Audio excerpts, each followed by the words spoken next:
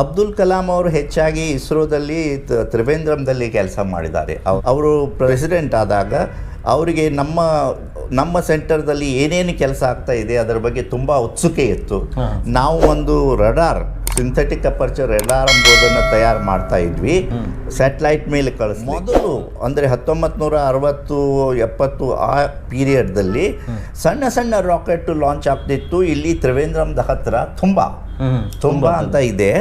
ಅಲ್ಲಿಂದ ಈ atmosphere study ಮಾಡಲಿಕ್ಕೆ ಅಪಾಚಿ ರಾಕೆಟ್ಸ್ ಅಂತ ಇದ್ದು ಅದನ್ನು ಮಾಡ್ತಾ ಇದ್ರು ವಿಕ್ರಮ್ ಸಾರಾಭಾಯಿ. ತುಂಬ ಯಾಕೆ ಸಿಲೆಕ್ಟ್ ಆಗಿತ್ತು ಅಂದರೆ ಅದೊಂದು ಮ್ಯಾಗ್ನೆಟಿಕ್ ಇಕ್ವೇಟರ್. ಈಗ ನಮ್ಮ ಲ್ಯಾಟಿಟ್ಯೂಡ್ 0 ಅಂದರೆ ಅದು ಜಾಗ್ರಫಿಕಲ್ ಇಕ್ವೇಟರ್ ಆಗುತ್ತಲ್ಲ, ಅದಲ್ಲ, ಇದು ತುಂಬ ಅಂದರೆ magnetic equator. South pole, north, ಬೇರೆ ದೇಶಕ್ಕೆ ಹೋಗ್ಕೊಂಡು ಅದು ಇಮೇಜಸ್ ಕ್ಯಾಪ್ಚರ್ ಮಾಡ್ಬೋದಲ್ಲ. Spy satellite correct. ನೀವು ಹೇಳಿದ್ದು ತುಂಬಾ ಸರಿ ಇದೆ. ಇದು ಈಗ ಹೋಗುತ್ತಲ್ಲ, ಮೊದಲು ಈಗ ಲೆರಸೆ ಇಂಡಿಯಾದ ಮೇಲೆ ಬಂದಿತ್ತು ಅಂತ ತಿಳ್ಕೊಳ್ಳಿ. ಸ್ಪೇಸ್ದಲ್ಲಿ 100 ಕಿಲೋಮೀಟರ್ಗಿಂತ ಮೇಲೆ ಹೋದ್ಮೇಲೆ ಆ ಸ್ಯಾಟಲೈಟ್ಗೆ ರೆಸ್ಟ್ರಿಕ್ಷನ್ ಇರೋಲ್ಲ. ಸ್ಯಾಟಲೈಟ್ ಕ್ಯಾಮರಾ ಯಾವಾಗಲೂ ಆನ್ ಮಾಡುವ ಮೊದಲು ಒಂದು ಸಲ ಅಂದರೆ ಕ್ಯಾಮರಾದ ಶಟರ್ ಇರುತ್ತಲ್ಲ ಅದನ್ನು ಬಂದ್ ಮಾಡಬೇಕು ಬೇರೆ ದೇಶದ ಮೇಲೆ ಬಂದಾಗ. ಹಾಗೆ ಒಂದು ಯುನೈಟೆಡ್ ನೇಷನ್ಸ್ದಲ್ಲಿ ಒಂದು ಟಿವಿಯಲ್ಲಿ ಲೈವ್ ಬರುತ್ತೆ ಅಲ್ಲ, ಅದಕ್ಕೆ ಅದರಿಂದ ಆ ಸ್ಯಾಟಲೈಟ್ ಕಮ್ಯುನಿಕೇಶನ್ದಿಂದ ನೀವು ಸ್ಮಾಲ್ ಎಂಟೆನಾ ಹಾಕ್ತಿರಲ್ಲ, ಡಿಶ್ ಎಂಟೆನಾ, ಅದಕ್ಕೆ KU ಬ್ಯಾಂಡ್ ಅಂತಾರೆ, ಕ್ರಯೋಜೆನಿಕ್ ಇಂಜಿನಿಯರ್, ಅದನ್ನು ಮಾಡಿದ್ದಾರೆ. ರಷ್ಯಾದಿಂದ ತರಿಸ್ಕೋಬೇಕು ಅಂತ ಪ್ರಯತ್ನ ಮಾಡಿದ್ರು. ಆದರೆ ಆ ಕಾಲದಲ್ಲಿ 91-92ದಲ್ಲಿ ಅಮೇರಿಕಾದವರು ಅವರಿಗೆ ಕೊಡಬೇಡಿ ಇದನ್ನು ಅಂತ ಹೇಳಿದರು. ಆತ್ಮೀಯ ವೀಕ್ಷಕರೇ, ಈಗ ನನ್ನ ಜೊತೆ ನನಗೆ ಖುಷಿ ಆಗ್ತಾ ಇದೆ ಹೇಳಲಿಕ್ಕೆ, ಮೊಟ್ಟ ಮೊದಲ ಬಾರಿಗೆ ನಾವೊಬ್ಬ ಇಸ್ರೋ ಸೈಂಟಿಸ್ಟ್ ಅವರನ್ನು ಇಂಟರ್ವ್ಯೂ ಮಾಡ್ತಾ ಇದ್ದೇನೆ. ಈಗ ನನ್ನ ಜೊತೆ ಇರೋರು ವಿಕ್ರಮ್ ಸಾರಾಭಾಯಿ ಇಸ್ರೋ ಕೇಂದ್ರದಲ್ಲಿ ಡಿಸ್ಟಿಂಗ್ವಿಷ್ ಪ್ರೊಫೆಸರ್ ಆದಂತಹ ಡಾಕ್ಟರ್ ರಂಗನಾಥ್ ಆರ್ ನವಲ್ಗುಂದ ಅವರು ಇದ್ದಾರೆ. ಅವರೊಂದಿಗೆ ನಾವು ಇಸ್ರೋಗೆ ಸಂಬಂಧಪಟ್ಟಂಥ ಕುತೂಹಲಕಾರಿ ಮಾಹಿತಿಗಳನ್ನು, ಜೊತೆಗೆ ಬಾಹ್ಯಾಕಾಶಕ್ಕೆ ಸಂಬಂಧಪಟ್ಟಂಥ ಕೆಲವು ಕೌತುಕಗಳ ಬಗ್ಗೆ ಸವಿಸ್ತಾರವಾಗಿ ಮಾತನಾಡೋಣ. ಸರ್ ನಮಸ್ಕಾರ. ನಮಸ್ಕಾರ. ಸರ್, ನೀವು ಡಿಸ್ಟಿಂಗ್ವಿಷ್ ಪ್ರೊಫೆಸರ್ ಆಗಿ ಇಸ್ರೋದಲ್ಲಿ ಕೆಲಸವನ್ನು ಮಾಡಿದ್ರು. ಈ ಡಿಸ್ಟಿಂಗ್ವಿಷ್ ಪದ ಒಂದು ವಿಶೇಷವಾಗಿದೆ, ಅದರ ಬಗ್ಗೆ ಮಾಹಿತಿಯನ್ನು ನೀಡ್ತೀರಾ? ನಾವು ಇಸ್ರೋದಲ್ಲಿ 2012ರವರೆಗೆ ಕೆಲಸ ಮಾಡಿದ್ದೀವಿ. ಆಗ ನಮ್ಮ ವಯಸ್ಸು 64. ಎಲ್ಲ ಕೆಲಸ ಮಾಡಿದಾದಮೇಲೆ ರಿಟೈರ್ ಆದಮೇಲೆ ಕೆಲವೊಬ್ಬರು ಇನ್ನೂ ಕಾಂಟ್ರಿಬ್ಯೂಟ್ ಮಾಡಬಹುದು ಸೈನ್ಸಿಗೆ ಅನ್ನೋರಿಗೆ ಡಿಸ್ಟಿಂಗ್ವಿಷ್ ಪ್ರೊಫೆಸರ್ ಅಂತ ಒಂದು ಪದ ಕೊಡ್ತಾರೆ. ಅದನ್ನು ನಾನು ತಗೊಂಡು ಇಸ್ರೋ ಹೆಡ್ ಕ್ವಾರ್ಟರ್ಸ್ದಲ್ಲಿ ಇದ್ದೆ. ಆವಾಗ ನಾವು ನಮ್ಮದೇ ರಿಸರ್ಚು ಮುಂದುವರಿಸಬಹುದು ಮತ್ತು ಬೇರೆ ಬೇರೆ ಕಡೆಗೆ ಹೋಗಿ ಅದರದ್ದು ಲೆಕ್ಚರ್ ಕೊಡುವುದಕ್ಕೆ ಅದರ ಬಗ್ಗೆ ಎಲ್ಲ ಮಾಡಬಹುದು. ನಾವು ಬರೀಬಹುದು, ಪೇಪರ್ಸ್ ಬರೀಬಹುದು ಅಥವಾ ಒಂದು ವ್ಯಾಖ್ಯಾನ ಬರೀಬಹುದು. ಆಮೇಲೆ ಯಾರಾದರೂ PhD ಮಾಡೋ ಹುಡುಗರಿಗಿದ್ದರೆ ಅವರಿಗೂ ನಾವು ಹೇಗೆ ಎಂಬುದನ್ನು ಹೇಳ್ಬೋದು. ಆಮೇಲೆ ಬೇರೆ ಬೇರೆ ನಮ್ಮ ಇಸ್ರೋ ಸೆಂಟರ್ದಲ್ಲಿ ಬೇರೆ ಬೇರೆ ಥರದ ಕೆಲಸಗಳದ ರಿವ್ಯೂ ಇರುತ್ತಲ್ಲ, ಅಂದರೆ ಅವರು ಏನು ಮಾಡಿದ್ದಾರೆ, ಸರಿ ಮಾಡಿದಾರೋ ಇಲ್ವೋ, ಅದರಲ್ಲಿ ಏನಾದರೂ ತಪ್ಪಿದೆಯೋ ಅಥವಾ ಅದನ್ನು ಬೇರೆ ಥರ ಮಾಡಬಹುದಾಗಿತ್ತು ಏನೋ, ಅಂಥದಕ್ಕೆ ನಮ್ಮನ್ನು ಕರೆಯುತ್ತಾರೆ. ಅದನ್ನು ನಾವು ಅವರಿಗೆ ತಿಳಿಸಿ ಹೇಳ್ತೇವೆ. ಅದನ್ನು ನಾವು ಡಿಸ್ಟಿಂಗ್ವಿಷ್ ಪ್ರೊಫೆಸರ್ ಇದ್ದಾಗ ಮಾಡ್ತೇವೆ. ಹೀಗೆ ತುಂಬ ಕೆಲಸಗಳಿರ್ತವೆ ಹೀಗೆ. ಆದರೆ ನಮಗೆ ಪೂರಾ ಫ್ರೀಡಮ್ ಇರುತ್ತೆ, ಲಿಬರ್ಟಿ ಇರುತ್ತೆ. ನಮಗೆ ಏನು ಈ ಆಫೀಸ್ ಕೆಲಸ ಅಂತ ಏನಿರಲ್ಲ, ಬರೀ ಫ್ರೀ ಸೈಂಟಿಫಿಕ್ ವರ್ಕ್ ಅದೇ ಇರುತ್ತೆ. ಹಾಗೆಯೇ ತಾವು ಇಲ್ಲಿ ಧಾರವಾಡ ಮೂಲದವರು ಅಂತ ನಾನು ಕೇಳ್ಪಟ್ಟೆ ಸರ್. ನವಲ್ಗುಂದ ಅಂತ ಹೆಸರಿದೆ, ಅಡ್ಡ ಹೆಸರು. ನಿಮ್ಮ ಎಜುಕೇಷನ್ ಆಗಿದ್ದು, ಆನಂತರ ನೀವು ಇಸ್ರೋಗೆ ಸೇರಿದ್ದು, ಆ ಪಯಣವನ್ನು ಹೇಳ್ತೀರಾ ಸರ್? ನಮ್ಮ ಅಡ್ಡ ಹೆಸರು ನವಲ್ಗುಂದ್ ಅಂತ. ಆದರೆ ನಾನು ನವಲ್ಗುಂದ್ ನೋಡಿಯೇ ಇಲ್ಲ. ನಾನು ಹುಟ್ಟಿ ಬೆಳೆದದ್ದು ಧಾರವಾಡದಲ್ಲಿ ಇಲ್ಲಿ ಪೂರ್ವಜರಿದ್ದಿರಬೇಕು. ಅವರು ನಮ್ಮ ಅಜ್ಜನ ತಂದೆ ಅವರು ನವಲ್ಗುಂದ್ ಅವರು. ಹೀಗಾಗಿ ಅವರು ಇಲ್ಲಿ ಬಂದಿದ್ದಾಗ ನಮ್ಮ ಅಜ್ಜ ಅವರಿಗೆ ಈ ಹೆಸರು ನಮಗೆ ಅಡ್ಡ ಹೆಸರು ಆಗಿ ಬಿದ್ದಿದೆ. ನಾನು ಇಲ್ಲಿ ಮಾಳಮಡ್ಡಿಯಲ್ಲಿ KE ಬೋರ್ಡ್ಸ್ ಹೈಸ್ಕೂಲ್ ಅಂತಿದೆ ಅಲ್ಲ, ಅದರದೇ ಪ್ರೈಮರಿ ಸ್ಕೂಲು ಇದೆ. ಅಲ್ಲಿ ಹೋಗಿದ್ದು 1953ರಿಂದ. ಆಮೇಲೆ 4 ವರ್ಷ ಪ್ರೈಮರಿ ಸ್ಕೂಲ್ ಆದಮೇಲೆ ಅಲ್ಲಿಯೇ ಕರ್ನಾಟಕ ಎಜುಕೇಷನ್ ಬೋರ್ಡ್ ಹೈಸ್ಕೂಲ್ದಲ್ಲಿ ಕಲಿತೆ. ಆಮೇಲೆ 1964ರಲ್ಲಿ SSLC ಪರೀಕ್ಷೆ ಪಾಸ್ ಆಗಿದ್ದೆ. ಅದರಲ್ಲಿಯೂ ಸಹಿತ ನಾವು ನಮ್ಮ ಕರ್ನಾಟಕ ರಾಜ್ಯಕ್ಕೆ ಒಂದು ರ್ಯಾಂಕ್ ಬಂದಿತ್ತು. ಅದಾದಮೇಲೆ ನಾನು ಕರ್ನಾಟಕ ಸೈನ್ಸ್ ಕಾಲೇಜ್ ಇದೆಯಲ್ಲ ಧಾರವಾಡದಲ್ಲಿ, ಅದರಲ್ಲಿಯೇ ನಾನು BSc ಫಿಸಿಕ್ಸು ಮತ್ತು ಮ್ಯಾಥಮೆಟಿಕ್ಸು ಮಾಡಿದ್ದೆ. ಆಮೇಲೆ ನನಗೆ ಅನಿಸ್ತು ಇಲ್ಲಿದ ಬೇರೆ ಕಡೆ ಹೋಗಬೇಕು ಅಂತ. ಅದಕ್ಕೆ ನಾನು ಮುಂಬೈಗೆ Indian institute of technology Mumbai ಅಂತ ಇದೆ, ಅಲ್ಲಿ ನಾನು MSc ಫಿಸಿಕ್ಸ್ ಮಾಡಿದೆ. ಅದು 1968-70ರಲ್ಲಿ.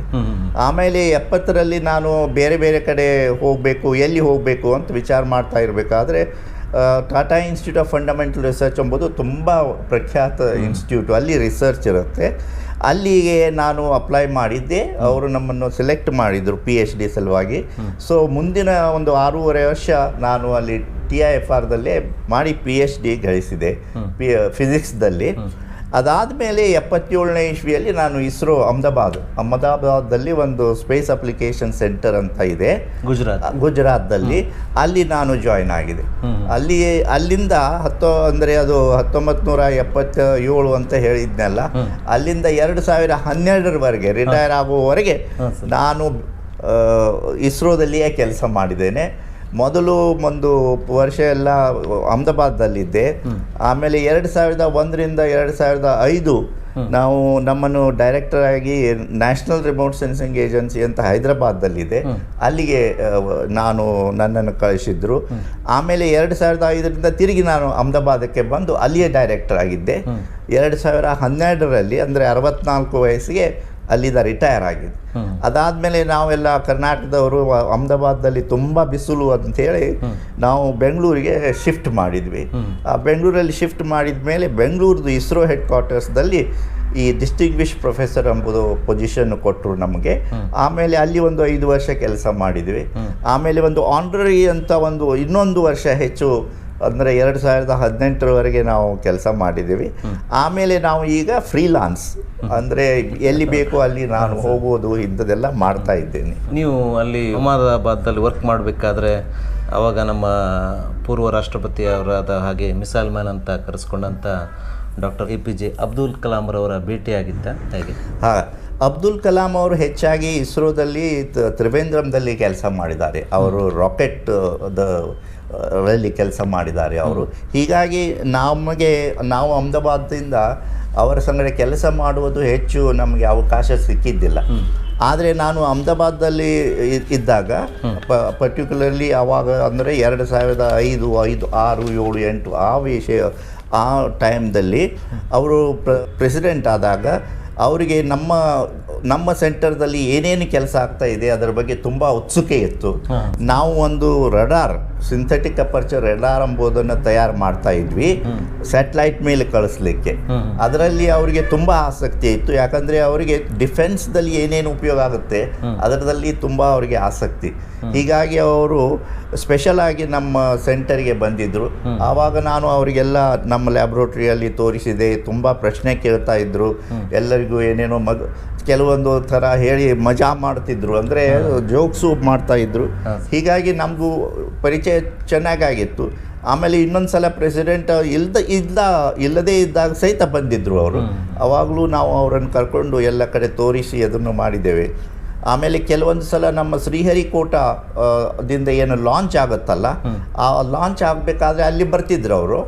ನಾವು ಅಲ್ಲಿ ಹೋಗ್ತಾ ಇದ್ವಲ್ಲ, ಆವಾಗಲೂ ಸಹಿತ ಮಾತಾಡಿಸಿ ಏನು ಮಾಡ್ತಾ ಇದ್ದೀರಾ, ಈಗೇನು ಮಾಡ್ತೀರಾ, ಹಾಗೆ ಗುರುತು ಚೆನ್ನಾಗಿದೆ ನಮಗೆ ಅಬ್ದುಲ್ ಕಲಾಂ ಅವರ ಬಗ್ಗೆ. ಅಹಮದಾಬಾದ್ ಅಲ್ಲಿಯೂ ಸಹ ರಾಕೆಟ್ಗಳು ಲಾಂಚ್ ಆಗ್ತಿದ್ವು. ನೀವು ಅಲ್ಲಿ ಏನು ಯಾವ ರೀತಿ ಆ ಸಿಚುವೇಶನ್ ಹೆಂಗಿರ್ತೈತೆ ಸರ್? ಅಲ್ಲಿ ಅಹಮದಾಬಾದಲ್ಲಿ ನಾವು ರಾಕೆಟ್ ಲಾಂಚ್ ಇರೋಲ್ಲ. ರಾಕೆಟ್ ಲಾಂಚ್ ಇರೋದು 2 ಕಡೆ. ಒಂದು ಶ್ರೀಹರಿಕೋಟ ಅಂತ ಏನಿದೆ, ಶಾರ್ ಅಂತಾರೆ, ಅದು ಚೆನ್ನೈದಿಂದ 60 ಕಿಲೋಮೀಟರ್ ನಾರ್ತ್ದಲ್ಲಿ ಇದೆ ಒಂದು ಐಲ್ಯಾಂಡು. ಅಲ್ಲಿದ ಈ ಮೇನ್ ದೊಡ್ಡ ಲಾಂಚಸ್ ಏನಿವೆ ಅಲ್ಲ ರಾಕೆಟ್ಸು, PSLV, GSLV ಅವೆಲ್ಲ ಲಾಂಚ್ ಆಗುತ್ತೆ. ಮೊದಲು ಅಂದರೆ 1960-70 ಪೀರಿಯಡ್ದಲ್ಲಿ ಸಣ್ಣ ರಾಕೆಟ್ ಲಾಂಚ್ ಆಗ್ತಿತ್ತು. ಇಲ್ಲಿ ತ್ರಿವೇಂದ್ರಂದ ಹತ್ತಿರ ತುಂಬ ಅಂತ ಇದೆ. ಅಲ್ಲಿಂದ ಈ ಅಟ್ಮಾಸ್ಫಿಯರ್ ಸ್ಟಡಿ ಮಾಡಲಿಕ್ಕೆ ಅಪಾಚಿ ರಾಕೆಟ್ಸ್ ಅಂತ ಇದ್ದು ಅದನ್ನು ಮಾಡ್ತಾ ಇದ್ರು ವಿಕ್ರಮ್ ಸಾರಾಭಾಯಿ ಅವರು. ಆವಾಗ ಅದು ತುಂಬ ಹಳೆಯದು. ಆವಾಗ ಅದನ್ನು ಸ್ಟಡಿ ಮಾಡಲಿಕ್ಕೆ ಅವರು ಆ ಸಣ್ಣ ರಾಕೆಟ್ಸನ್ನು ಅಲ್ಲಿಂದ ಬಿಡ್ತಾ ಇದ್ರು. ತ್ರಿವೇಂದ್ರಂದ ಹತ್ರ ತುಂಬ ಅಂತ ಇದೆ ಒಂದು ಹಾಲ್. ಅದು ಒಂದು ತುಂಬ ಯಾಕೆ ಸಿಲೆಕ್ಟ್ ಆಗಿತ್ತು ಅಂದರೆ ಅದೊಂದು ಮ್ಯಾಗ್ನೆಟಿಕ್ ಇಕ್ವೇಟರ್. ಈಗ ನಮ್ಮ ಲ್ಯಾಟಿಟ್ಯೂಡ್ 0 ಅಂದರೆ ಅದು ಜಾಗ್ರಫಿಕಲ್ ಇಕ್ವೇಟರ್ ಆಗುತ್ತಲ್ಲ, ಅದಲ್ಲ. ಇದು ತುಂಬ ಅಂದರೆ magnetic equator, south pole north pole ಅದರದ್ದು ಇಕ್ವೇಟರ್ ಏನಿರುತ್ತೆ ಅದರ ಮೇಲೆ. ಹೀಗಾಗಿ ಅಲ್ಲಿದನು ರಾಕೆಟ್ ಲಾಂಚ್ ಆಗ್ತಾ ಇದೆ, ಅದು ಇತ್ತು. ಈಗ ನೀವು ಹೇಳಿದ್ರಿ PSLV GSLV ಅಂದ್ಕೊಂಡು ಆ ರಾಕೆಟ್ಗಳನ್ನ, PSLVಗೂ ಮತ್ತು GSLVಗೂ ಏನು ಡಿಫ್ರೆನ್ಸು? PSLV ಅಂದರೆ ಏನು, GSLV ಅಂದರೆ ಏನು ಅಂದ್ಕೊಂಡು ನಮ್ಮ ವೀಕ್ಷಕರಿಗೆ ತಿಳಿಸ್ಕೊಡ್ತೀರಾ ಸರ್? PSLV ಅಂದರೆ polar satellite launch vehicle. Polar satellite launch vehicle ಅಂದರೆ ಈ ಲಾಂಚ್ ವೆಹಿಕಲ್ ಏನು ಮಾಡಿದ್ವಲ್ಲ ನಾವು ಮೊದಲು ಮಾಡಿದ್ದು, ಇದರಿಂದ ಏನು ನಾವು ಸ್ಯಾಟಲೈಟ್ಗಳನ್ನ ಕಳಿಸ್ತೇವಲ್ಲ ಅವನ್ನ ಹೆಚ್ಚಾಗಿ ನಾವು ಪೋಲಾರ್ ಆರ್ಬಿಟ್ ಅಂದರೆ ಆ ಸ್ಯಾಟಲೈಟ್ ಹೋಗಿ ನಾರ್ತ್ದಿಂದ ಸೌತ್ದಿಂದ ನಾರ್ತು ಸ್ವಲ್ಪ ಇನ್ಕ್ಲಿನೇಷನ್ ಇರುತ್ತೆ, ಹೀಗೆ ಹೋಗ್ತದೆ, ಹೀಗೆ ಬರ್ತದೆ. ಅಂಥ ಸ್ಯಾಟಲೈಟನ್ನು ಹೆಚ್ಚಾಗಿ ನಾವು ರಿಮೋಟ್ ಸೆನ್ಸಿಂಗ್ ಪರ್ಪದಕ್ಕೆ ಉಪಯೋಗಿಸ್ತೇವೆ. ಅವುಗಳನ್ನು ಲಾಂಚ್ ಮಾಡಲಿಕ್ಕೆ ಈ ಪೋಲಾರ್ ಸ್ಯಾಟಲೈಟ್ ಲಾಂಚ್ ವೆಹಿಕಲ್ಲು ಮಾಡಿತ್ತು. ಈ ಪೋಲಾರ್ ಸ್ಯಾಟಲೈಟ್ ಲಾಂಚ್ ವೆಹಿಕಲ್ಲು ಅದರದ್ದು ಕೆಪ್ಯಾಸಿಟಿ ಎಷ್ಟಿದೆ ಅಂದರೆ ಅದಕ್ಕೆ ಬಹಳ ಆದರೆ 1100 ಕಿಲೋಗ್ರಾಮದ್ದು ಸ್ಯಾಟಲೈಟನ್ನು ಅಷ್ಟೇ ಲಾಂಚ್ ಮಾಡಬಹುದು. ಅದನ್ನು ಹೀಗೆ ಏನು ಆರ್ಬಿಟ್ ಇರುತ್ತಲ್ಲ, ಪೋಲಾರ್ ಆರ್ಬಿಟ್ಟು, ಇದು ಹೀಗೆ ತಿರುಗಬೇಕಾದ್ರೆ ಒಂದು ಆರ್ಬಿಟ್ಟಿಗೆ, ಒಂದು ರೊಟೇಷನ್ನಿಗೆ 100 ಮಿನಿಟ್ ಹಿಡಿಯುತ್ತೆ ಅಂತ ತಿಳಿ. ಈಗ 700 ಕಿಲೋಮೀಟರ್ ಮೇಲೆ ಇದ್ದರೆ ಅದಕ್ಕೆ 100 ಮಿನಿಟ್ ಹಿಡಿಯುತ್ತೆ. ಆ 100 ಮಿನಿಟ್ದಲ್ಲಿ ಇದು ಹೀಗೆ ತಿರುಗುತ್ತೆ. ಹೌದು. ಅದೇ ಆಮೇಲೆ ಇಲ್ಲಿ ಬರುತ್ತೆ ಅದು ಸ್ಯಾಟಲೈಟು, ಹೀಗೆ ಬರುತ್ತೆ. ಆಮೇಲೆ ಮತ್ತೆ 100 ಮಿನಿಟ್ ಅಂದರೆ ಮತ್ತೆ ಹೀಗೆ ಬರುತ್ತೆ. ಹೀಗೆ ತಿರುಗ್ತಾ ಇರ್ತದೆ.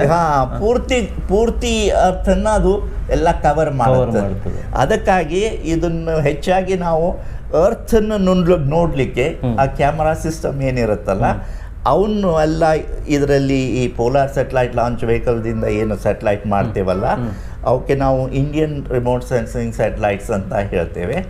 ಅವನ್ನೆಲ್ಲ ಈ PSLVಯಿಂದ ನಾವು ಲಾಂಚ್ ಮಾಡ್ತಿದ್ವಿ. ಆಮೇಲೆ ಇದು ಏನದೆ, ಇದು ಬರೀ 700-800 ಕಿಲೋಮೀಟರ್ ಅಷ್ಟೇ ಮೇಲೆ ಹೋಗ್ಬೋದು.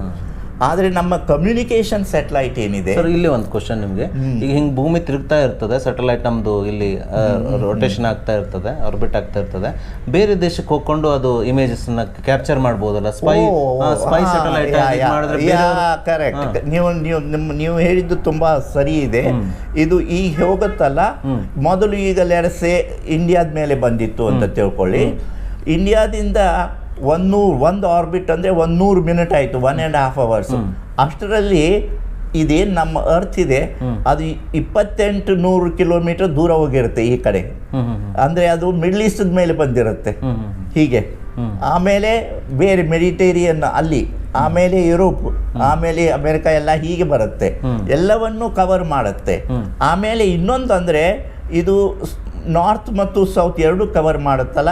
ಹೀಗಾಗಿ ಏನೇ ಇದ್ರೂ ಇಲ್ಲಿ ಬೇರೆ ಬೇರೆ ದೇಶ ಇರುತ್ತಲ್ಲ, ನಮ್ಮ ನೇಬರ್ ದೇಶ, ಎಲ್ಲದರ ಮೇಲೆಯೂ ಅದು ಇಮೇಜನ್ನು ತಗೋತ್ತೆ. ಆದರೆ ಅವರು ರೆಸ್ಟ್ರಿಕ್ಷನ್ ಮಾಡ್ಬೋದಲ್ಲ? ಇಲ್ಲ, ಅದಕ್ಕೆ ಈಗ ಯಾವುದಕ್ಕೂ ರೆಸ್ಟ್ರಿಕ್ಷನ್ ಇಲ್ಲ. ಸ್ಪೇಸ್ದಲ್ಲಿ 100 ಕಿಲೋಮೀಟರ್ಗಿಂತ ಮೇಲೆ ಹೋದ್ಮೇಲೆ ಆ ಸ್ಯಾಟಲೈಟ್ಗೆ ರೆಸ್ಟ್ರಿಕ್ಷನ್ ಇರೋಲ್ಲ. ಸ್ಯಾಟಲೈಟ್ ಕ್ಯಾಮರಾ ಯಾವಾಗಲೂ ಆನ್ ಮಾಡ್ಬೋದು. ಆದರೆ ರೆಸ್ಟ್ರಿಕ್ಷನ್ ಹೇಗೆ ಬರುತ್ತೆ ಅಂದರೆ, ಕೆಲವೊಂದು ಸಲ ನಿಮ್ಮ ಸ್ಯಾಟಲೈಟ್ದಲ್ಲಿ ಪವರ್ ಹೆಚ್ಚು ಇಲ್ಲ ಅಂದರೆ ನೀವು ಬರೀ ನಿಮ್ಮ ದೇಶದ ಮೇಲೆ ಇಷ್ಟೇ ಅದರ ಡೇಟಾ ತಗೋತೀರಾ, ಬೇರೆ ದೇಶದ ಮೇಲೆ ತಗೊಳ್ಳಲ್ಲ. ಬಟ್ ಹೆಚ್ಚು ಪವರ್ ಇದ್ದರೆ, ಆದರೆ ಆಮೇಲೆ ನಿಮ್ಮ ಪರ್ಪಸೇ ಬೇರೆ ದೇಶ ನೋಡೋದಿದ್ದರೆ, ಆಮೇಲೆ ಬೇರೆ ದೇಶದ ಪಿಕ್ಚರ್ಸು ನೀವು ಮಾರಬೇಕು ಅಂದರೆ ಬೆಲೆಗೆ ಮಾಡಬಹುದು. ಅದಕ್ಕೆ ಯಾರೂ ರಿಸ್ಟ್ರಿಕ್ಷನ್ ಮಾಡುವ ಅದು ಇಲ್ಲೇ ಇಲ್ಲ, ಹಾಗಿಲ್ಲ. ಇಲ್ಲಿ ಮೊದಲು ಒಂದು ಸಲ ಅಂದರೆ ಕ್ಯಾಮರಾದ ಶಟರ್ ಇರುತ್ತಲ್ಲ ಅದನ್ನು ಬಂದ್ ಮಾಡಬೇಕು ಬೇರೆ ದೇಶದ ಮೇಲೆ ಬಂದಾಗ. ಹಾಗೆ ಒಂದು ಯುನೈಟೆಡ್ ನೇಷನ್ಸ್ದಲ್ಲಿ ಒಂದು ಪ್ರಸ್ತಾವ ಬಂದಿರಬಹುದು, ಆದರೆ ಯಾರೂ ಒಪ್ಪಲಿಲ್ಲ ಅದಕ್ಕೆ. ಹೀಗಾಗಿ ಈ ರಿಮೋಟ್ ಸೆನ್ಸಿಂಗ್ ಸ್ಯಾಟಲೈಟ್ಸ್ ಏನಿದೆ ಅವು ಗ್ಲೋಬಲ್ ಐಸ್, ನೋ ಬಡಿ ಕ್ಯಾನ್ ಪ್ರಿವೆಂಟ್. ಅಲ್ಲ, ಯಾವ ದೇಶದ ಬೇಕಾದ್ರೂ ಇಮೇಜ್ ತಗೋಬಹುದು. ಅದಕ್ಕಾಗಿಯೇ ಈಗ ನಾವು ಅಮೇರಿಕಾ, ಚೈನಾ ಆಗಲಿ, ಪಾಕಿಸ್ತಾನ ಆಗಲಿ, ಜಪಾನ್ ಆಗಲಿ, ಯುರೋಪ್ ಆಗಲಿ, ಅವರು ತಮ್ಮ ಸ್ಯಾಟಲೈಟು ಬೇರೆ ಬೇರೆ ದೇಶದ ಮೇಲೆ ತಗೋಬಹುದು. ಅದಕ್ಕೆ ಇದು ಒಂದು ವೆಪನ್ ಇದ್ದ ಹಾಗೆ ಎಲ್ಲ ಈ ಕೆಲವೊಂದು ದೇಶದಲ್ಲಿ. ಸೊ ಆದರೆ ಈಗ ಭಾಳ ದೇಶ ಇಲ್ಲ, ಒಂದು 5-6 ದೇಶ ಮಾತ್ರ ಇವೆ ಇಂಥವೆಲ್ಲ ಸೆಟಲೈಟು ಅದೆಲ್ಲ ಮಾಡಲಿಕ್ಕೆ. ಉಳಿದ ದೇಶ ಏನು ಮಾಡ್ತಾರೆ, ಇನ್ನೊಬ್ಬರು ಮಾಡಿದ್ದು ತಮ್ಮ ಫ್ರೆಂಡ್ಸ್ ದೇಶ ಮಾಡಿದ್ದು ತಗೋತಾರೆ ಹಾಗೆ. ನಂತರ ಜಿಯೋ ಆಮೇಲೆ ನೋಡಿ, ಇದು ನಾನು ಹೇಳಿದ್ದು ಪೋಲಾರ್, ಇಲ್ಲಿ polar satellite, polar PSLV polar satellite launch vehicle ಅಂತ ಹೇಳಿದ್ನಲ್ಲ, 600ರಿಂದ 1000 ಕಿಲೋಮೀಟರ್. ಆದರೆ ನಮ್ಮ ಕಮ್ಯುನಿಕೇಷನ್ ಸ್ಯಾಟಲೈಟ್ ಏನಿದೆ, ಸ್ಯಾಟಲೈಟ್ ಕಮ್ಯುನಿಕೇಷನ್ ಏನಂತೇವೆ, ಅದಕ್ಕೆ ನಮಗೆ ಕಾನ್ಸ್ಟೆಂಟ್ಲಿ ನಮ್ಮ ದೇಶದ ಮೇಲೆ ಇರಬೇಕದು. ಬೇರೆ ಹೀಗೆ ಎಲ್ಲ ಸುತ್ತಾಡಿದರೆ ನಮ್ಮ ದೇಶ ಹೋಗಿಬಿಟ್ಟಿರುತ್ತೆ, ಕಮ್ಯುನಿಕೇಷನ್ ಕಾನ್ಸ್ಟೆಂಟ್ ಇರೋಲ್ಲ. ಅದಕ್ಕೆ ಏನದೆ, ಇದನ್ನು ನಾವು ದೂರ ಕಳಿಸ್ಬೇಕು. ಅದಕ್ಕಿಂತ 36,000 ಕಿಲೋಮೀಟರ್ ದೂರ ಭೂಮಿಯಿಂದ. ಈ 36,000 ಕಿಲೋಮೀಟರ್ ಇದ್ದರೆ ಸ್ಯಾಟಲೈಟು ಇದು ಹೀಗೆ ತಿರುಗ್ತಾ ಇದ್ರೆ ಇದು ಹೀಗೆ ಸ್ಲೋಲಿ ತಿರುಗ್ತಾ ಇರ್ತದೆ. ಅದರಿಂದ ಏನಾಗುತ್ತೆ, ಅದು ಯಾವಾಗಲೂ ಕಾನ್ಸ್ಟೆಂಟ್ಲಿ ಇಂಡಿಯಾದ ಮೇಲೆ ಇರುತ್ತೆ. ಭೂಮಿ ರೊಟೇಷನ್ ಯಾವ ರೀತಿ ಮಾಡ್ತಾ ಅದೇ ರೀತಿ ರೊಟೇಷನ್ ಮಾಡ್ತಾ ಹೋಗ್ತದೆ. ಅದಕ್ಕಾಗಿ geostationary with respect to geo means earth. ಅದು ಭೂಮಿ ನಾವು ಇಲ್ಲಿ ಇಂಡಿಯಾ ಇಲ್ಲಿದೆ ಅಂದ್ರೆ ಸ್ಯಾಟಲೈಟ್ ಅಲ್ಲಿ ಇರ್ತದೆ. ಇಂಡಿಯಾ ಈ ಕಡೆ ಹೋದಾಗ ಸ್ಯಾಟಲೈಟ್ ಅಲ್ಲೇ ಬರುತ್ತೆ, ಹಾಗೆ ಬರುತ್ತೆ. ಅದಕ್ಕೆ ಅದನ್ನು ಆ ಡಿಸ್ಟೆನ್ಸ್ ನಾವು ಕ್ಯಾಲ್ಕುಲೇಟ್ ಮಾಡಿದರೆ 36,000 ಕಿಲೋಮೀಟರ್ ಆಗುತ್ತೆ. ಅದು ಯಾಕೆ ಸರ್ ಅಷ್ಟೇ? ಜಾಸ್ತಿ ಮಾಡ್ಬೋದಲ್ಲ? ಅದಕ್ಕೂ ಜಾಸ್ತಿ ಆದರೆ ಅದು ಫಾಸ್ಟ್ ಹೋಗುತ್ತೆ, ಅದು ಸ್ಲೋ ಹೋಗುತ್ತೆ, ಇದು ಫಾಸ್ಟ್ ತಿರುಗುತ್ತೆ. ಇದ್ರದ್ದು ಏನು ರೊಟೇಷನ್ ಇದೆಯಲ್ಲ, ಇದು 24 ಅವರ್ಸ್ ಇದೆಯಲ್ಲ, ಆ 24 ಅವರ್ಸ್ ಅದು ಪೀರಿಯಡ್ ಇರುತ್ತೆ. ಅದಕ್ಕೆ ನಿಮ್ಮ ಏನವೇ ಸ್ಮಾಲ್ ಇಕ್ವೇಷನ್ಸ್ ಇವೆಯಲ್ಲ, ಗ್ರಾವಿಟೇಷನಲ್ ಇಕ್ವೇಷನ್ಸು, ಅವನ್ನೆಲ್ಲ ಕುಡಿದು ಮಾಡಿದರೆ, ಈಗ ನೀವು ಪೀರಿಯಡ್ ಈಕ್ವಲ್ ಟು ಅಂತ ಇರುತ್ತೆ ನೋಡಿ, ಅದನ್ನು ಮಾಡಿದರೆ ಅದು 36,000 ಕಿಲೋಮೀಟರ್ ಬರುತ್ತೆ. ಅದಕ್ಕೆ ಅದನ್ನು ಮಾಡೋದು. ಸರ್ ಅಲ್ಲಿ ಜಿಯೋ ಸ್ಯಾಟಲೈಟಿಂದ ಸ್ಟೇಷನ್ ಸ್ಯಾಟಲೈಟಿಂದ ಏನು ಉಪಯೋಗ ಇದೆ? ಅಲ್ಲಿಂದ ಇರೋದ್ರಿಂದ ಕಮ್ಯುನಿಕೇಷನ್, ನಾವು ಹೇಳಿದ ಪ್ರಕಾರ ಕಾನ್ಸ್ಟೆಂಟ್ ಕಮ್ಯುನಿಕೇಷನ್. ಮೊಬೈಲ್ ಅಲ್ಲ, ಈಗ ಮೊಬೈಲು ಮಾಡಲಿಕ್ಕೆ ಪ್ರಯತ್ನ ಮಾಡ್ತಾ ಇದ್ದಾರೆ ಸ್ಯಾಟಲೈಟ್ದಿಂದ. ಈಗ ನಿಮ್ಮ ಮೊಬೈಲ್ ಇರೋದು ಟವರ್ಸ್ದಿಂದ, ಸೆಲ್ಯುಲರ್ ಟೆರೆಸ್ಟ್ರಿಯಲ್ ನೆಟ್ವರ್ಕ್ ಅಂತ. ಆದರೆ ಈಗ ಮೊದಲು ಏನಿತ್ತು, ಎಲ್ಲ ಕಡೆ ನಿಮಗೆ ಅಂಥದ್ದು ಅನುಭವ ಇದ್ದಿದ್ದಿಲ್ಲ. ಈ ಮೊಬೈಲ್ ಮೊದಲು ಸರ್ವಿಸ್ ಇದ್ದಿದ್ದಿಲ್ಲ. ಆಮೇಲೆ ಕೆಲವೊಂದು ಕಡೆ ನಿಮಗೆ ಕೇಬಲ್ಲು ಹಾಕಿರೋಲ್ಲ. ಈಗ ನಮ್ಮ ನಾರ್ತ್ ಈಸ್ಟ್ ಇಂಡಿಯಾ ಅನ್ರಿ, ಅಥವಾ ಅಂಡಮಾನ್ ನಿಕೋಬಾರ್ ಐಲ್ಯಾಂಡ್ ಅನ್ರಿ, ಅಥವಾ ಕಾಶ್ಮೀರ್ ಅನ್ರಿ, ವೆಸ್ಟರ್ನ್ ಘಾಟ್ಸ್ ಅನ್ರಿ, ಅಲ್ಲೆಲ್ಲ ಹೋದಾಗ ನಿಮ್ಮಲ್ಲಿ ಇದು ಇರೋಲ್ಲ, ನೆಟ್ವರ್ಕ್ ಇರೋದಿಲ್ಲ, ಟೆರೆಸ್ಟ್ರಿಯಲ್ ನೆಟ್ವರ್ಕ್ ಇರೋಲ್ಲ. ಅಲ್ಲಿ ಎಲ್ಲ ಈ ಸ್ಯಾಟಲೈಟ್ದಿಂದ ನೀವು ಇಲ್ಲಿ ಏನಿದೆ, ಇದು ಸ್ಯಾಟಲೈಟ್ ಹೀಗಿರುತ್ತಲ್ಲ, ಈ ಸ್ಯಾಟಲೈಟ್ದಿಂದ ಇಲ್ಲಿ ಒಂದು ಅರ್ತ್ ಸ್ಟೇಷನ್ ಇರುತ್ತೆ. ಅರ್ತ್ ಸ್ಟೇಷನ್ ಅಂದ್ರೆ ಒಂದು ಸ್ಯಾಟಲೈಟ್ ಅಲ್ಲಿ ಇದ್ರೆ ಇಲ್ಲಿಂದ ನೀವು ಅದನ್ನು ಕಳಿಸ್ಬೋದು ಸ್ಯಾಟಲೈಟ್ಗೆ, ನಿಮ್ಮ ಇನ್ಫಾರ್ಮೇಷನ್ನು ಮತ್ತು ಅದು ಚಾನೆಲ್ಲು ಅದೆಲ್ಲ. ಅದನ್ನು ಮತ್ತೆ ಆಂಪ್ಲಿಫೈ ಮಾಡಿ ಅಥವಾ ಬೇರೆ ಫ್ರೀಕ್ವೆನ್ಸಿಯಲ್ಲಿ ಅದು ತಿರುಗಿ ಕಳಿಸುತ್ತೆ. ಅದು ಸ್ಯಾಟಲೈಟ್ ಕಮ್ಯುನಿಕೇಷನ್. ಇದನ್ನು ತುಂಬ ಕಡೆ ಉಪಯೋಗಿಸಿದ್ದಾರೆ, ಎಲ್ಲ ಕಡೆ. ಈಗ ನಿಮಗೆ ಹೇಳಬೇಕಂದ್ರೆ, ಈಗ ನೀವು ತುಂಬ ಒಳ್ಳೆಯ ಟೀಚರ್ ಇದ್ದೀರಾ, ನೀವು ಇಲ್ಲಿ ಕೂತ್ಕೊಂಡು ಮಕ್ಕಳಿಗೆ ಪಾಠ ಹೇಳಬೇಕು. ಆದರೆ ಬರೀ ನಿಮ್ಮ ಮಕ್ಕಳಿಗೆಷ್ಟೇ ಯಾಕೆ ಪಾಠ, ಬೇರೆ ಬೇರೆ ಸ್ಕೂಲ್ ಇದೆಯಲ್ಲ, ರಾಣೆಬೆನ್ನೂರು, ಹಾವೇರಿ, ಅಲ್ಲಿ ಎಲ್ಲ ಕಡೆ, ಅಲ್ಲಿಯ ಹುಡುಗರಿಗೂ ನಿಮ್ಮದೇ ಆ ಲೆಕ್ಚರ್ ಹೋಗಬೇಕು ಅಂತಿದ್ರೆ ನೀವೇನು ಮಾಡ್ಬೋದು, ಅದನ್ನು ಕಳಿಸಿ ಆ ಸ್ಯಾಟಲೈಟ್ದಿಂದ ಅಲ್ಲಿಗೂ ಕಳಿಸ್ಬೋದು, ಬೇರೆ ಬೇರೆ. ಸೊ ಅವಾಗಲೇ ಸೈಮಲ್ಟೇನಿಯಸ್ಲಿ ಅಲ್ಲಿಯೇ ಹುಡುಗರು ಎಲ್ಲರೂ ಅದನ್ನು ಕೇಳ್ತಾರೆ. ಟಿವಿ ಲೈವ್ ಆಗೋದಲ್ಲ ಹಾಗೆಲ್ಲ ಸರ್?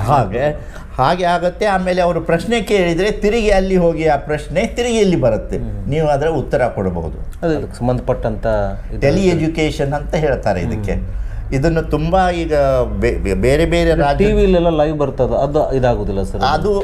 ಅದು ಬರುತ್ತೆ, ಟಿವಿಯಲ್ಲಿ ಲೈವ್ ಬರುತ್ತೆ ಅಲ್ಲ, ಅದಕ್ಕೆ ಲೈವ್ ಬರ್ತಾ ಇದೆ. ಅದು ಅದರಿಂದ ಆ ಸ್ಯಾಟಲೈಟ್ ಕಮ್ಯುನಿಕೇಷನ್ದಿಂದ ನೀವು ಸ್ಮಾಲ್ ಎಂಟೆನಾ ಹಾಕ್ತಿರಲ್ಲ, ಡಿಶ್ ಎಂಟೆನಾ, ಅದಕ್ಕೆ KU ಬ್ಯಾಂಡ್ ಅಂತಾರೆ, ಅಲ್ಲಿ ಅದರಿಂದ ನಿಮ್ಮ ಇದಕ್ಕೆ ಬರುತ್ತೆ, ಅದರಿಂದ ಇಲ್ಲಿ ಬರುತ್ತೆ. ಅದರಲ್ಲಿ ತುಂಬ ಚಾನೆಲ್ಸ್ ಇರುತ್ತೆ, ಅಂದರೆ ಅದು ಏನು ಬೇರೆ ಬೇರೆ ಫ್ರೀಕ್ವೆನ್ಸಿ ಇರುತ್ತೆ, ಅಲ್ಲಿಗೆ ಬೇರೆ ಬೇರೆ ಸಿನೆಮಾ ಮತ್ತೆ ಬೇರೆ ಬೇರೆ ಬರುತ್ತೆ. ಹೀಗೆ ಅದೇ ಥರ ನೀವು ಉಪಯೋಗಿಸಬಹುದು ಈ ಅದಕ್ಕೆ. ಆದರೆ ಒಂದು ಡಿಶ್ದಿಂದ ಬಂದರೆ ಒಂದೇ, ಅದು ನಿಮ್ಮ ಒಂದು ಡಿಶ್ ಟಿ ವಿಯಿಂದ ನಿಮ್ಮ ಮನೆಗೆ ಬಂತು. ಹಾಂ, ಅವು ಎಲ್ಲ ಡಿಶ್ ಟಿ ವಿಯಿಂದ ಎಲ್ಲ ಡಿಶ್ ಟಿ ವಿ ಬೇರೆ ಬೇರೆಯವ್ರ ಮನೆಯಲ್ಲಿ ಡಿಶ್ ಟಿ ವಿ ಇರಬೇಕಲ್ಲ, ಎಲ್ಲರ ಮನೆಯಲ್ಲೂ. ಈಗ ನಿಮ್ಮ ಸ್ಕೂಲ್ನಲ್ಲಿ ಒಂದು ಡಿಶ್ ಟಿ ವಿ ಹಾಕಿ ಅದನ್ನು ಅಲ್ಲಿ ಮಾಡ್ಬೋದು. ಇಲ್ದಿದ್ರೆ ದೊಡ್ಡ ಆಂಟೆನಾ ಮಾಡಿ ಅದನ್ನು ತಂದು ಎಲ್ಲ ಕಡೆಗೆ ಮಾಡ್ಬೋದು. ಮೊದಲು ಮಾಡ್ತಿದ್ರು ಹಾಗೆ. ಈಗ ಸೊ ಅದು ಸ್ಯಾಟಲೈಟ್ ಕಮ್ಯುನಿಕೇಷನ್, ಅದು ಈಗ ಜಿಯೋ ಸ್ಟೇಷನರಿ ಸ್ಯಾಟಲೈಟ್ಸು. ಈಗ ಅಂದರೆ 2025-26ರಲ್ಲಿ ಅಂತಹ ಕಮ್ಯುನಿಕೇಷನ್ನೇ ಲೋ ಅರ್ತ್ ಆರ್ಬಿಟ್, ಅಂದರೆ 500-600 ಕಿಲೋಮೀಟರ್ದಿಂದನೇ ಮಾಡಬೇಕು ಅಂತ ಈಗ ಮಾಡ್ತಾ ಇದ್ದಾರೆ, ಅಡ್ವಾನ್ಸ್ ಟೆಕ್ನಾಲಜಿ. ಆದರೆ ಅದಕ್ಕೆ ಒಂದು ತೊಂದರೆ ಅಂದರೆ, ನೀವು ನಾನು ಹೇಳಿದ್ನಲ್ಲ, ಇದು ಹೀಗೆ ಹತ್ತಿರ ಇದ್ದರೆ ಅದು ತಿರುಗ್ತಾ ಇದ್ದರೆ ಬೇರೆ ಬೇರೆ ದೇಶ ಬರುತ್ತೆ ಅದರ ಕೆಳಗೆ. ಆದರೆ ಅದಕ್ಕೆ 2, 3 ಅಥವಾ 10 ಸ್ಯಾಟಲೈಟ್ಸ್ ಅಂತವಿದ್ರೆ ಒಂದಾದ್ಮೇಲೆ ಒಂದು ಬರುತ್ತೆ. ಅಂದರೆ ಇಲ್ಲಿದ ಈ ಸ್ಯಾಟಲೈಟ್ದಿಂದ ಆ ಸ್ಯಾಟಲೈಟ್ಗೆ ನೀವು ಟ್ರಾನ್ಸ್ಫರ್ ಮಾಡಬೇಕು. ಅಂದರೆ ಅಲ್ಲಿ ಅದೇ ಜಾಗಕ್ಕೆ ನೀವು ಎಲ್ಲ ಇಂಟರ್ನೆಟ್ ಸರ್ವೀಸಸ್ಸು ಕೊಡ್ಬೋದು. ಅದನ್ನೇ ಮೊನ್ನೆ ಒಂದು ನಮ್ಮ ದೇಶದವರು ಒಂದು 6100 ಕಿಲೋಗ್ರಾಮ್ US ಸ್ಯಾಟಲೈಟ್ ಮಾಡಿದ್ರಲ್ಲ, ಅಂಥದ್ದು ಮಾಡಬೇಕು ಅಂತ. ಈಗ ಎಲನ್ ಮಾಸ್ಕ್ ಇದ್ದಾರಲ್ಲ ಯುನೈಟೆಡ್ ಸ್ಟೇಟ್ಸು, ಅವರು ಅಂಥದ್ದೆಲ್ಲ ಮಾಡಬೇಕು ಅಂತ. ಆದರೆ ಅದಕ್ಕೆ ಸಾಫ್ಟ್ವೇರ್ ಪ್ರೊಸೆಸಿಂಗು, ಪ್ರೆಸಿಷನ್ನು ಅದೆಲ್ಲ ಹೆಚ್ಚಬೇಕು. GSLVಗೆ ಅದೇ ನಿಮಗೆ ಹೆಚ್ಚು ಥ್ರಸ್ಟ್ ಬೇಕು. ಅಂದರೆ ನೀವು 700-800 ಕಿಲೋಮೀಟರ್ ಬದಲು 36,000 ಕಿಲೋಮೀಟರ್ ಕಳಿಸ್ಬೇಕಲ್ಲ, ಅಂದರೆ ನಿಮ್ಮ ರಾಕೆಟ್ ದೊಡ್ಡದಿರಬೇಕು. ಅದಕ್ಕೆ PSLV ಬದಲು GSLV ಮಾಡಿದರು. ಮತ್ತು ಅದರಲ್ಲಿ ಹೆಚ್ಚು ಥ್ರಸ್ಟಿಗೆ ಅಂದರೆ ಬೇರೆ ಥರದ ಇಂಜಿನ್ ಬೇಕು. ನಾನು ಹೇಳಿದ್ನಲ್ಲ, ಕ್ರಯೋಜೆನಿಕ್ ಇಂಜಿನ್, ಅದನ್ನು ಮಾಡಿದ್ದಾರೆ. ರಷ್ಯಾದಿಂದ ತರಿಸ್ಕೋಬೇಕು ಅಂತ ಪ್ರಯತ್ನ ಮಾಡಿದರು. ಆದರೆ ಆ ಕಾಲದಲ್ಲಿ 91-92ದಲ್ಲಿ ಅಮೇರಿಕಾದವರು ಅವರಿಗೆ ಕೊಡಬೇಡಿ ಇದನ್ನು ಅಂತ ಹೇಳಿದರು, ರಿಸ್ಟ್ರಿಕ್ಷನ್ ಹಾಕಿದ್ರು. ಅದಕ್ಕೆ ನಾವೇ ಡೆವಲಪ್ ಮಾಡಿದ್ದೇವೆ ಕ್ರಯೋಜೆನಿಕ್ ಇಂಜಿನ್ ಅನ್ನು. ನೋಡಿ, ಅವರು ಹಾಕಿದ್ದಕ್ಕೆ ನಮ್ಮಲ್ಲಿ ಮತ್ತೆ ಅದು ಕೆಲವೊಂದು ಸಲ necessity is the mother of invention ಅಂತ ಹೇಳ್ತಾರೆ ನೋಡಿ, ಅಲ್ವಾ? ಅದರ ಅರ್ಥ ನಿಮಗೆ ಏನು ಸಿಕ್ಕೋಲ್ಲ ಅಂದರೆ ನೀವು ಪ್ರಯತ್ನ ಹೆಚ್ಚಿಗೆ ಮಾಡ್ತೀರಾ. ಏನಾದರೂ ತುಂಬ ಹಾಗೆ ಈಸಿ ಎಲ್ಲ ಸಿಕ್ಬಿಟ್ರೆ ಅದು ಹೆಚ್ಚು ಮಾಡೋಲ್ಲ, ಕಂಫರ್ಟೇಬಲ್ ಝೋನ್ ಆದಂಗೆ.